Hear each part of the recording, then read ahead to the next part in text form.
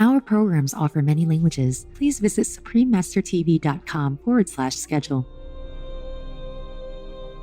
So I just hope to contribute to that movement of humanity to veganism by sharing sayings of Jesus, sayings from the Apostle Peter, the Apostle Thomas, and all of these other texts that I've put together in one place, pointing out that vegetarianism is very old, goes right back to the earliest days of Christianity.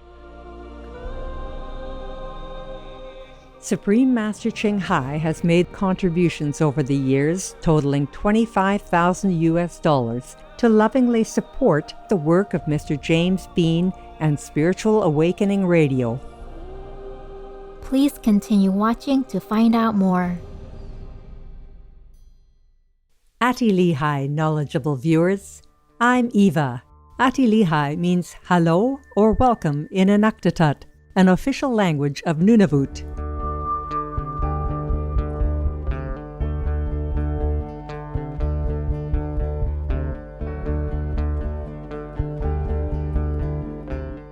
The great people of Nunavut respect all the enlightened masters of the past and present and are honored to follow their noble guidance.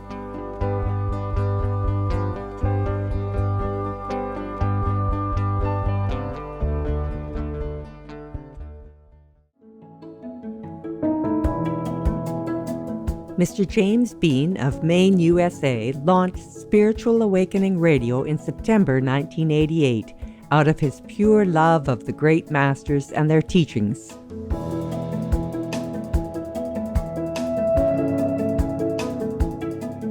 The focus of Mr. Bean's programs is to share, through radio and other media, a deeper understanding of spirituality for a more peaceful planet. He is also a mystic explorer of the inner heavenly light and sound of God, and a devotee of the spiritual path from India known as Sant Mat. It is a great privilege that Mr. James Bean has accepted our invitation for an interview. In today's episode, our discussion with him will touch upon the subject of veganism, one of the most pressing priorities of the world at this time. Veganism is an absolute must, and on so many levels, of course, as so many people have already eloquently described. There was a cartoon that came out a few years ago, and the premise of the cartoon is, what if climate change was all a hoax? You know, we made the world into a better place, and all for nothing. But the whole point was that when we're doing the right thing for one reason, you know, we're doing the right thing for many, many reasons. And so when it comes to the vegan diet, you know, it's good for the health of the body. It's actually living up to the spiritual ideals of the spiritual masters. All the great advanced masters of the ages have been vegetarian or vegan. And in order to meditate, to get further in one's meditation practice, spiritual practice, of course, climate change, we already know. I was reading an absolutely terrifying article, a blog actually, by someone that's been on Supreme Master television before, about how necessary veganism is as a component to mitigating climate change. We can't prevent the tipping points unless veganism is on the table, you know, and I'm glad to see that veganism is becoming popular now, is getting adopted. It's definitely a requirement in order to mitigate climate change.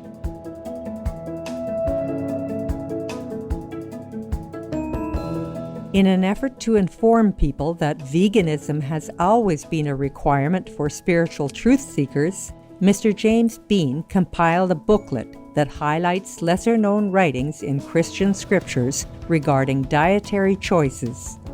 It's very long, divided into sections.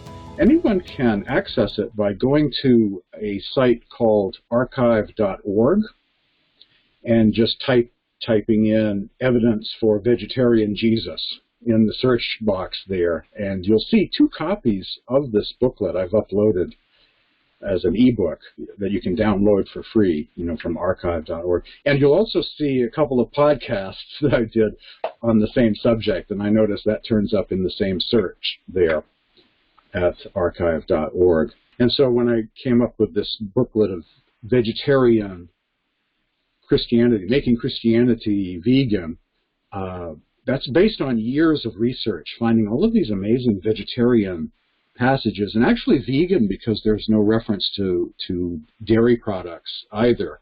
It's all plant-based references, and they can read up on the evidence for vegetarianism of Jesus, the apostles, John the Baptist as well, and later generations of Christians and Christian movements, Gnostic Gospels, of course the Essenes, the Essene teachings of Judaism. I've tried to put all of that together. It's got all kinds of different sections to it. Biblical vegetarianism, the vegetarianism of the Gnostics, vegetarianism of the Ebionites, which is just a fancy name for the Hebrew Christians or the original Jesus movement of Israel. We will pause now for a constructive message and return soon. Please stay tuned to Supreme Master Television.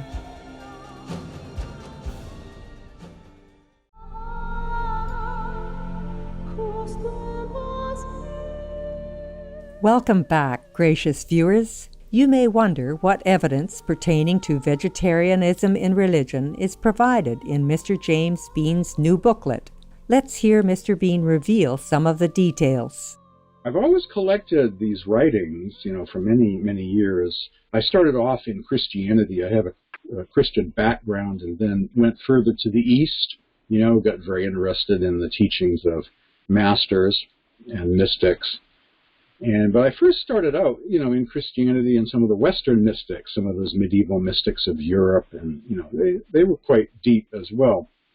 And so over time, I came upon these references to vegetarianism, in these writings. And so at some point, I just decided to compile in different categories, and document all of this.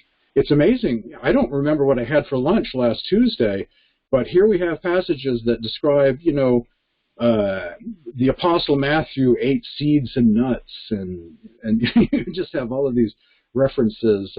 John the Baptist ate carob beans, or flour ground from carob beans, made into cakes and all of this. There are all these amazing references. And it's just so surprising that most people don't realize that there is an extensive collection of vegetarian references. People have this sort of Sunday school notion about Jesus and loaves and fishes, and, and young disciples eating fish. But then the life of these disciples all kind of disappears into the fog. And as they go from new followers to mature teachers in early Christianity, all, what they had to say is all missing, is obscure. And most of these apostles, so-called 12 apostles, there are references to them being vegetarian. So there's no loaves with fishes or anything like that. They're advocating vegetarianism. And so I just felt like compiling all of these passages in different categories regarding the biblical tradition. And I'm doing this, sharing this, and plan on creating a series of podcasts based on this. I just have this sort of this sense that this will help those with Christian backgrounds or orientations to go vegan, because they will see this in their own tradition. It's there. It's been there for the last 2,000 years, but they've just had no support from their religion, and some of this material isn't easy to come by, but it's there, and that's the exciting thing, that it's that there's all of these passages, with quotes from different apostles, and Of course, the book of Genesis advocated a vegan diet, the original Garden of Eden. That's a vegan diet advocated there. And there have been mystical movements throughout history, within Judaism and Christianity that have advocated veganism or vegetarianism, in different forms over the years.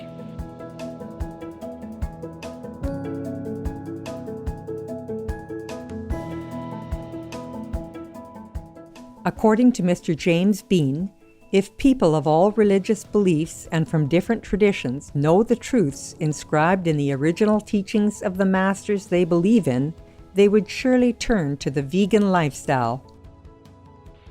And so that history does exist, but most people don't know about it.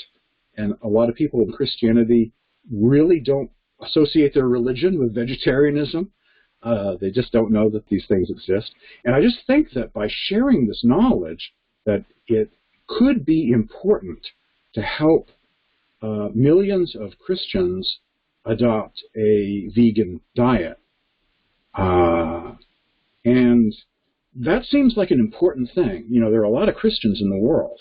And so if we can sway some of them to go in a vegan direction, that could really help out.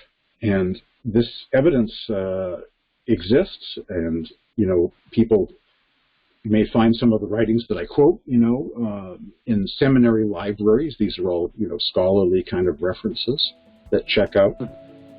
And so it just feels important to share this knowledge with the world to encourage people to go vegan. And other people are working to do this, in the Sikh religion, in Buddhism, even in Islam, too.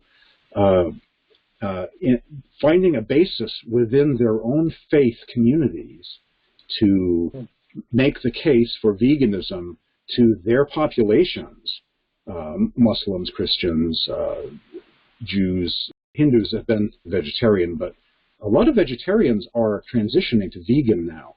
As I say in one of my blogs, vegetarianism is going vegan. And so there's a huge series of movements in the world right now. A lot of people are transitioning to vegan. So I just hope to contribute to that movement of humanity to veganism by sharing sayings of Jesus, sayings from the Apostle Peter, the Apostle Thomas, and all of these other texts that I've put together in one place, pointing out that vegetarianism is very old. It goes right back to the earliest days of Christianity. The Apostle Paul in his letters, which date back to about 50 AD or so, he's arguing with vegetarian Christians back then, in 50 AD. So this goes right back to the early days of the Jesus movement. So it's kind of neat to know that and to share that with other people. And if it helps some go vegan, then, well, there are a lot of Christians out there. It's a huge population.